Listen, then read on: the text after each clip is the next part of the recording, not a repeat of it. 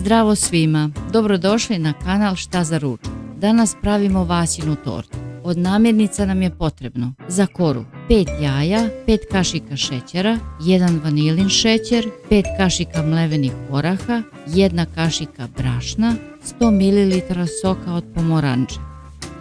Fil 125 ml mleka, 10 kašika šećera, 1 kesica vanilinog šećera, 250 g oraha, 80 g čokolade, 150 g putera, 1 pomoranđa, 1/4 limuna, 2 žumanceta i 200 g šlaga. Umutimo 5 belanaca u čvrst sneg.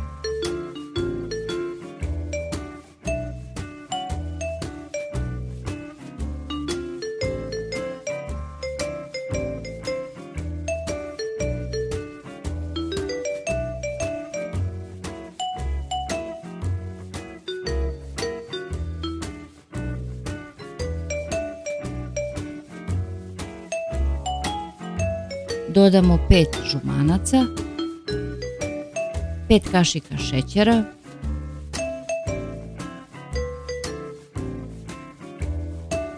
1 vanilin šećer.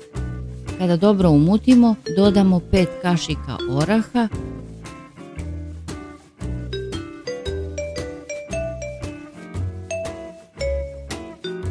i 1 kašiku brašna. Lagano umutimo žicom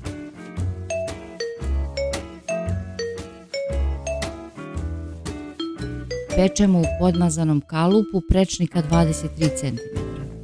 125 ml mleka, 10 kašika šećera, 1 vanilin šećer stavimo da vri. Mešamo da se šećer otopi. Dodamo mlevene orahe.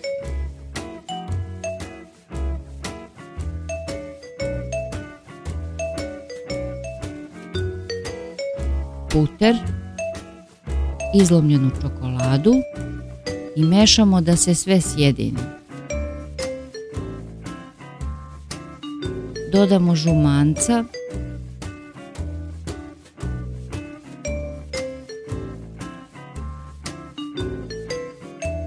narendanu koru pomoranđe i sok od limuna. Promešamo i sklonimo da se prohladi 10 minuta. Koru nakvasimo sokom od naranđe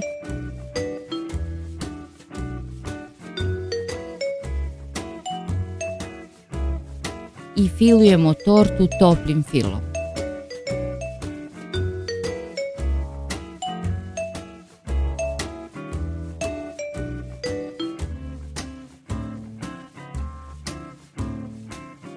Umutimo 200 g šlaga i 200 g vode.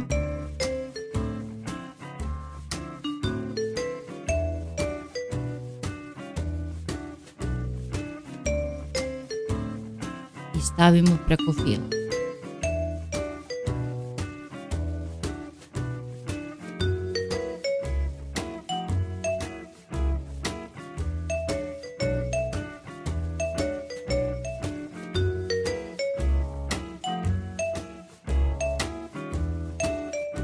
Ako vam se ovaj recept dopao, lajkujte i zapratite kanal. Prijatno!